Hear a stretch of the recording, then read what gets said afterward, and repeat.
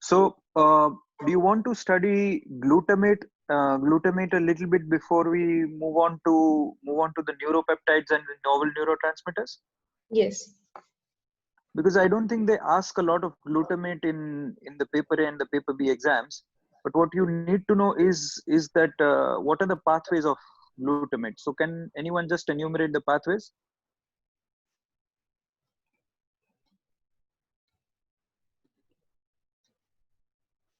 So glutamate essentially is, just remember it like this, that it connects all the areas of the brain to every other area, right? So what is the area of the brain that secretes dopamine? Stratum. No, secretes dopamine. Sick.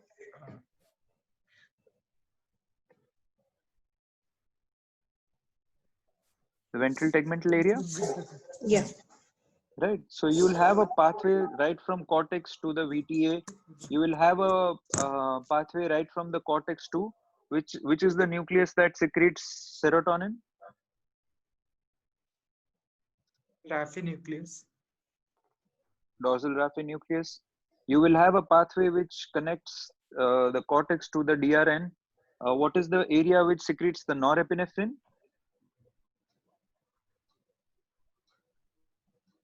Locus ceruleus. Exactly, right? So you'll have pathways connecting.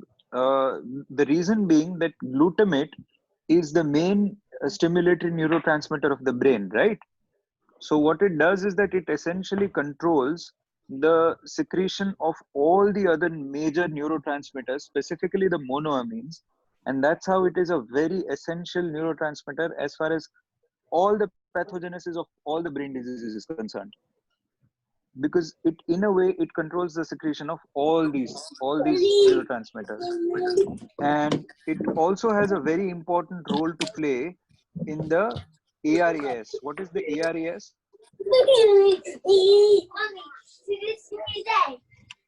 No. What do you want? Yeah, calm down. What do you want? What is the ARAS? Can anyone just tell me what the ARAS is?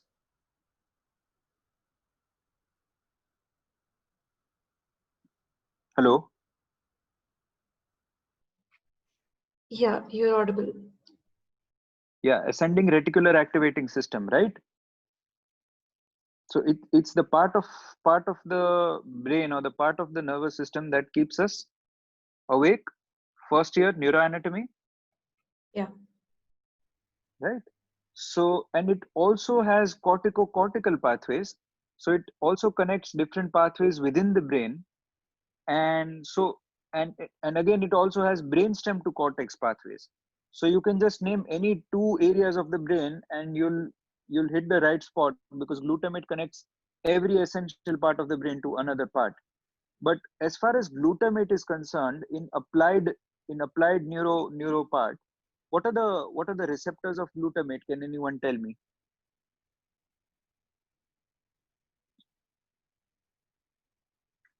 NMDA receptor. Metabotropic. Right. So let's AMPA. just classify the glutamate receptors into two, right? Metabotropic and Metabotropic. inotropic. Inotropic. What are the inotropic receptors? AMPA, kainate, NMDA.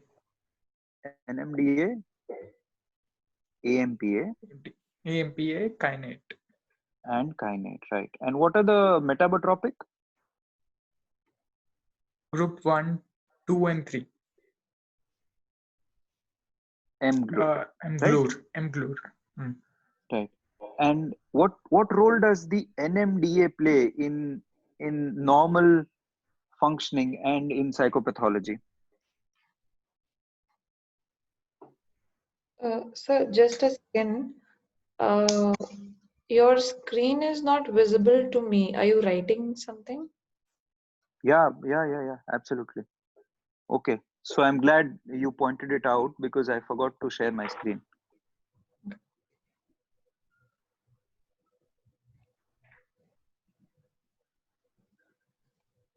Okay. Visible now? Yeah. Yes, sir. So this is all that I'd written so far, the glutamate pathways. inotropic, metabotropic, NMDA, AMPA kainate, and mGlut, right? So what is the role of the NMDA receptor? Can anyone tell me? It is in long-term potentiation and synaptic plasticity. Right. So what does long-term potentiation mean?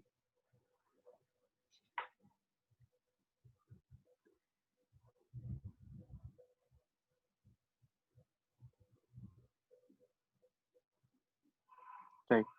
So how are memories stored in our brain? Right.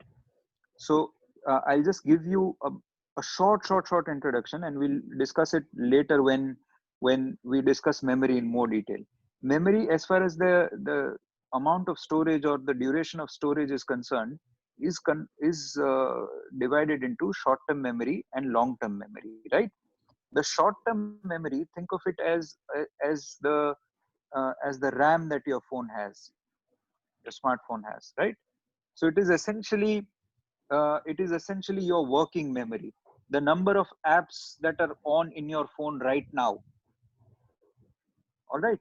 And the long term memory is the ROM, or the storage capacity of your phone.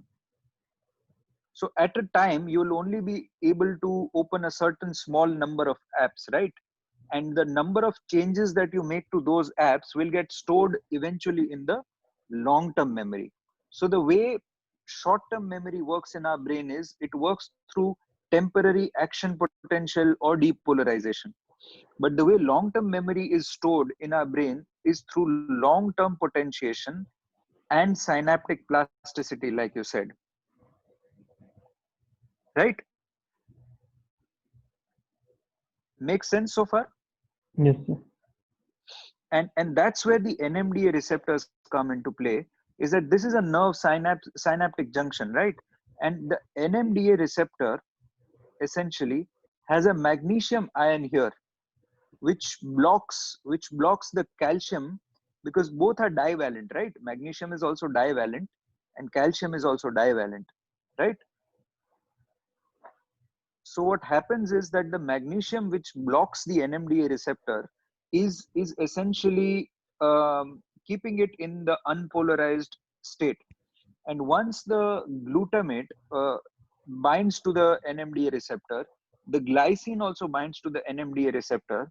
What happens is that this magnesium is dislocated, and hence the calcium starts pouring in. And what will happen when a cation, or when a positive ion comes into the neuron? Depolarization, right? Yes. And this will be maintained for a long duration, and that is something what we call as long term potentiation, right? And once this long term potentiation has been established, then the AMPA receptors also come into play eventually, and they make sure that this long term potentiation is then converted into synaptic plasticity. So new synapses are formed in the brain. All right.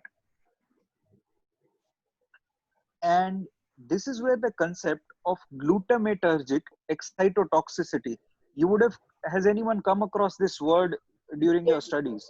Yes, sir.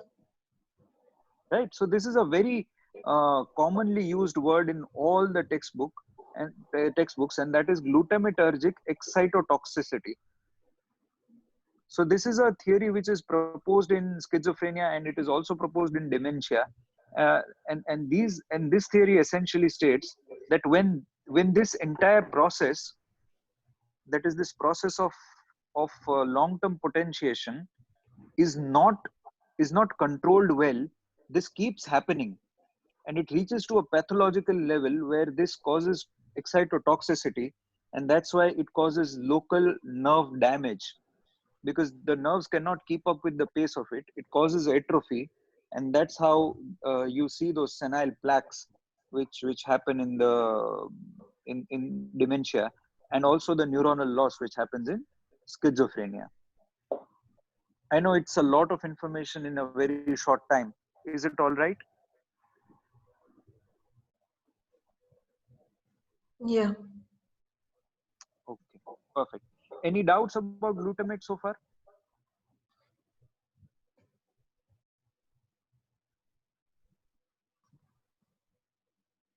So basically, then long-term potentiation is a maintained state of depolarization in these neurons. Yeah, you can say that it's a long-term maintained state of depolarization, and at the same time, eventually it leads to further, like your muscles develop when you exercise a lot. Similarly, when you keep revising things, it will get stored in the long-term memory. So initially, the storage center for when the short-term memory. So I'll explain this to you, and I think that will clear it up. The short-term memory is essentially stored in the DLPFC and some of the sensory areas, right? I'll explain that to you in a little more detail, but I'm just giving you the bird's eye view right now. Then it goes into the hippocampus, and then it is eventually spread out into the entire neocortex, right? So the way it spreads out into the entire neocortex is essentially by forming new synapses and long-term potentiation. And that's why certain things are in your memory forever, and you cannot, after a certain number of revisions, you cannot just forget those things, right? But the best method of revising, and that's why um, this works, is active recall. Has anyone heard of this method of revising?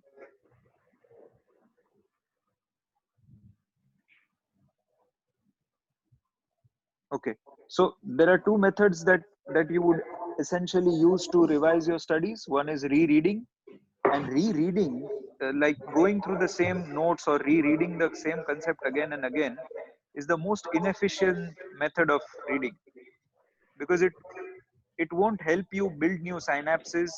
It won't help you long term potentiate those things. And that's why if you don't revise or don't read the concept again for another 3, 4, 5, 6 months, you would have completely lost that entire idea. But what happens when you keep on asking yourself questions? So you have to ask yourself, so tell me, what are the paths of glutamate? And you have to ask that question to yourself. You have to test yourself, and then once you are able to write that down somewhere or recall it, then just go through the answers and see if you've gotten them right or where you've got it wrong. That is what is active recall, and that really helps with the long term potentiation. I'm trying to make this entire thing a little bit interesting by putting some applied things to it, otherwise this will just get very boring. Okay, so is that clear? I know it's a large deviation from what you asked. Yes, sir. Okay, all right. So, Anything else that anyone wants? Yeah, please go ahead. so like I had the doubt, basically it is maintaining the depolarization in those neurons for a longer period of time, which happens again and again. And that is how the plasticity develops over time when the AMPA receptors kick in. Right. Yeah, But so basically the whole duration is increased. Like I'm a little bit confused over here. The action potential duration, if we chart it, if we make that graph, so the duration is yeah. increased in this case. It theoretically, the duration is not only increased, it stays depolarized for an infinite amount of time. All right, all right. So that is what essentially theoretically long term potentiation means. Okay. All right. Yeah. Anything else? All right. So just quickly, I'll touch on the neuropeptides and the novel neurotransmitters, right? So how do neuropeptides differ from conventional neurotransmitters? Is that neurotransmitters are essentially um, secreted and work at the same place. These neurotransmitters don't really travel a lot, right? They act on the synapse, and they have a quick reuptake mechanism. They have a particular set of one or two actions that they perform, and they are usually specific to a particular neuronal connectome or a specific neuronal tract. right? Whereas the neuropeptides are not essentially stored in the same place. They travel a lot of distance sometimes, and they don't necessarily work on the synapse. They can go into the neuron and work on the nucleus, alter chemistry, and they usually have a longer duration of action. Can anyone give me a couple of examples of neuropeptides? Sir, Neuropeptide. oxytocin, vasopressin. Yeah, oxytocin, desmopressin, these are all. So you can include the pituitary neuropeptides, all of them, corticotropin releasing hormone, adrenocorticotropic hormone, growth hormone releasing hormone, FSH, LH, all of those, right? A couple of them that you really do need to remember as far as your paper A exams is concerned is neurotensin. Can anyone tell me what is the function of neurotensin?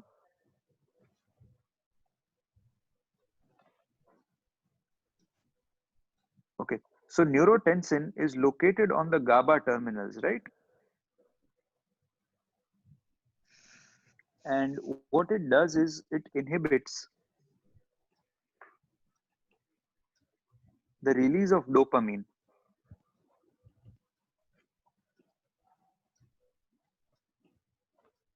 And hence, because it inhibits the release of dopamine, it essentially acts as an inherent antipsychotic. Right? This is a good favorite question that they've asked so many times. And the other one, which is really important, is the neuropeptide Y.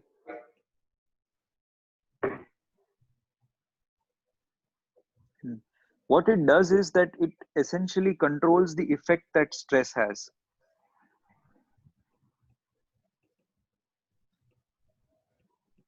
And it is found in lesser amount in people who've attempted suicide.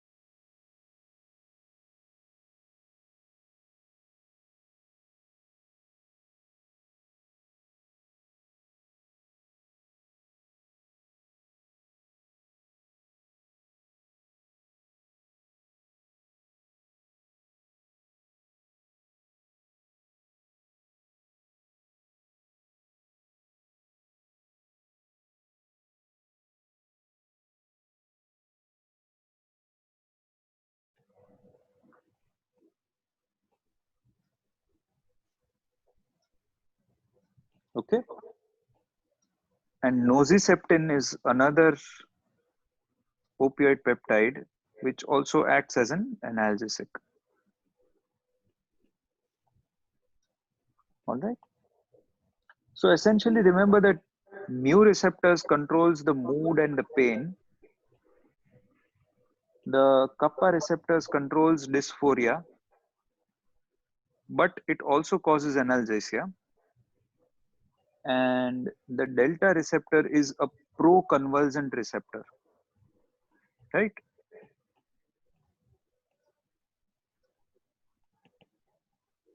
Okay, and all these mu, kappa, and delta, are they inotropic or they're metabotropic? What do you think? I I think some are metatropic and some are inotropics. So most of them are metabotropic, and they usually uh, cause their effect by working through the CAMP, specifically on the CREB proteins. Have you heard about the CREB proteins? CAMP response element binding protein. They might ask you the full form of this, right? CAMP response element binding protein. Okay. So these are opioid neuropeptides. We talked about neuropeptide Y. We talked about neurotensin, and there are a couple of gut peptides as well. And one of them is substance P. Substance P, what it does is its agonism So if you increase the substance P, it induces stress.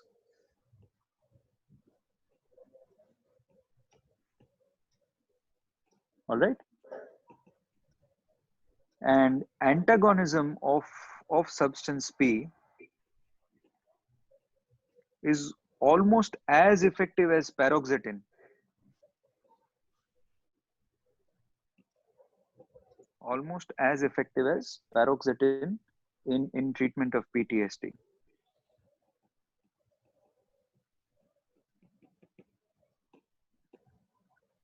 All right. You do have some novel neurotransmitters in the form of carbon monoxide and nitric oxide. Just go through them once and tell me if you want, if you need me to discuss it a lot in detail, but those are not really important as far as your paper A exams go, because there's not much of a concept to it. Do remember that lactate, sodium lactate, is used to induce panic episodes. So I think we covered neurotransmitters, neuropeptides, the difference between them, some of the common implications of neuropeptides, common neurotransmitters. Okay. Is it all right? Any doubts?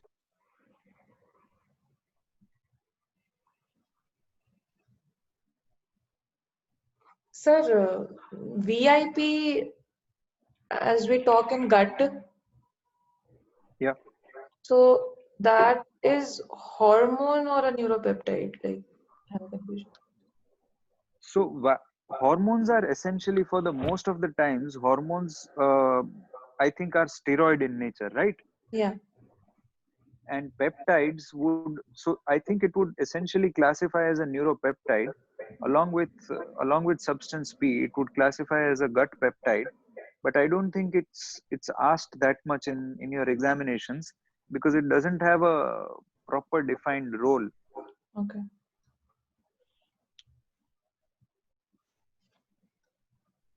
Okay. Anything besides that?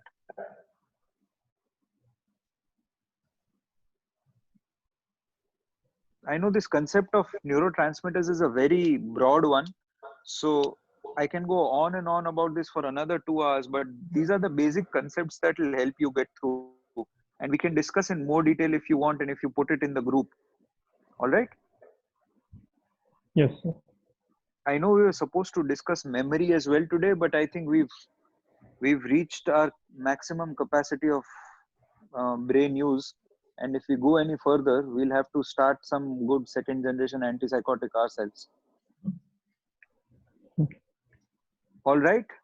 Any doubts, Yes, sir. any feedbacks that you have so far?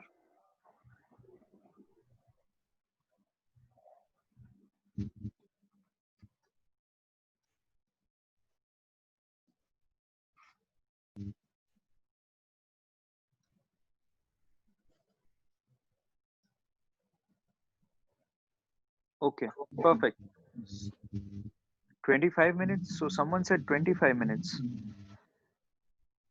On that note, I just wanted to ask, what is the maximum attention span of human beings? Oh, so I don't think they would ask you this MCQ, but if you're just curious to know, I think it depends on activity to activity, and it also depends um, on what that person is naturally inclined or has an aptitude towards. By and large, as far as cognitive learning is concerned, what we are doing right now or what we study classifies as cognitive learning, right? Because we are making an internal or a brain representation of the concept that we are studying. So as far as cognitive learning is concerned, by and large, I think 40 to 50 minutes is an average attention span. All right. Any other questions, queries, comments, anything?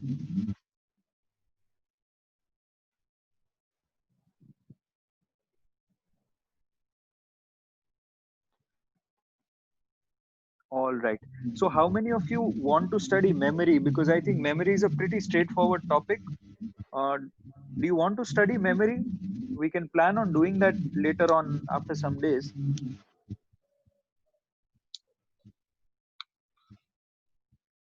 I need you guys to be more active here. Only 1 or 2 of you are responding, and those 2 or 3 also get silent suddenly.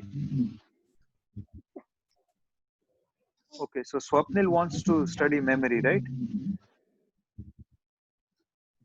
Yes, yes. Yes, sir. Okay. Yes, sir. Yes. Okay, so a lot of you want to study memory. Okay, sure. So we'll include memory in the next session, and someone requested a quick recap of defenses. We'll try to do that as well in the next session, and we'll plan a session once we have 3 or 4 topics. All right, great work, guys. Yes. I really Yes, sir. appreciate you maintaining your attention for so long. Do leave me your comments, feedback, suggestions in the group or in personal, whichever way you feel comfortable, so that I can help you guys more. The reason why I'm motivated to do this is because I received a lot of feedback and help from the people who gave my exam before me. And so please don't hesitate to ask anything. All the best for your preparations and keep revising. Bye bye. Thank you, sir. Thank you. Thank you. Thank you. Okay, Akanksha, do send me the videos. How will you send me the videos? Yes, sir. So they are like it's pretty huge size. So shall I share a drive link or something? Yeah, do you have any drive? Yeah, I'll just create it. I'll just convert and create it and then send it across to you. Sure. So I pretty much have an account on all the drives that are there, Mega, Google Drive, OneDrive. So whichever one you prefer, just send me the link once it's uploaded. No hurries, right? Sure, sir. All right. Okay. And once it is uploaded, just share the link with me only. What Yeah. I'll do is I'll try to tweak it or edit it just a little bit, and then I'll create a link and post it in the group. All right. Sure, sir. Okay. Thank you, everyone. Have a good weekend. Bye. Thank you. Bye. Bye.